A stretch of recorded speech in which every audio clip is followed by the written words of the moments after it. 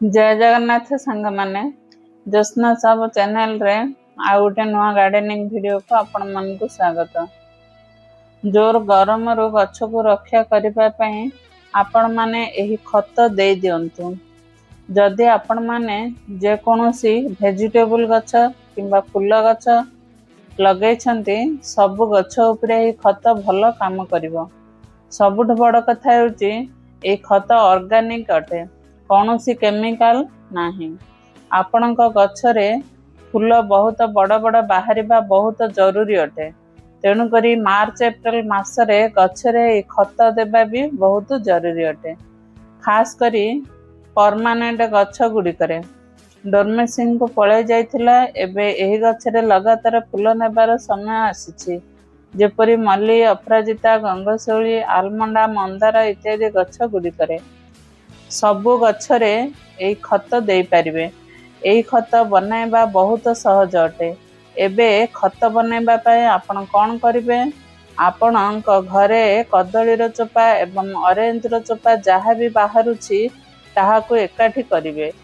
एही चोपा को खरारे सुखाई मध्य आपण माने रखि परिबे।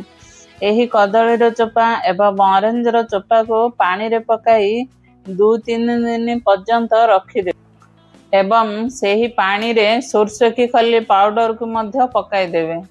सोरसो की खली पाउडर आपण को जे कोनोसी नर्सरी रे सहज रे मिलि जिवो। चाहिले आपण एहा को घरे मध्य बनाई परिबे। आपण को घर को जे सोरिष आसुची ताको सुखाई ग्राइंडिंग करी मध्य आपण माने बनाई परिबे। गरम दिने एहा को लिक्विड खत बनाई करी गछरे देई परिबे।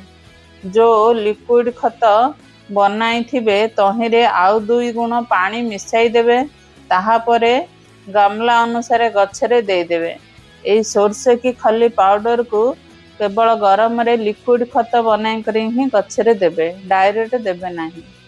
आपण जो ऑरेंज रो चोपा को एही खत रे मिसाई छंती, एहा द्वारा मंदार गछरे पोको लागिबा बहुत कमी जिवो। गछर चेर रे पिंपुड़ी लागुथिले ताहा मध्य एही खत देबा द्वारा आउ लागिबो नाही। एही खत देबा द्वारा आपणकर जे परमानेंट गछ अछि एबे फूल देबा पई रेडी होई गला।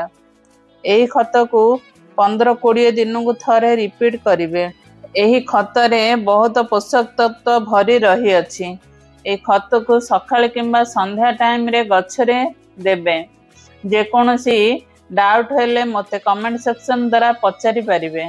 मु जेपरी कहू अछि सेही परी करबा द्वारा फल किंबा फूल रे आपणक गछ भरी होई जिवो। मु आशा करूची मोर कथा आपण मान को भलो लागिथिबो। मोर कथा जदि भलो लागिथिबो एक लाइक कमेंट एवं शेयर कर देबे। मो चैनल को नुआ आसीथिले एक सब्सक्राइब कर देबे। Happy garden.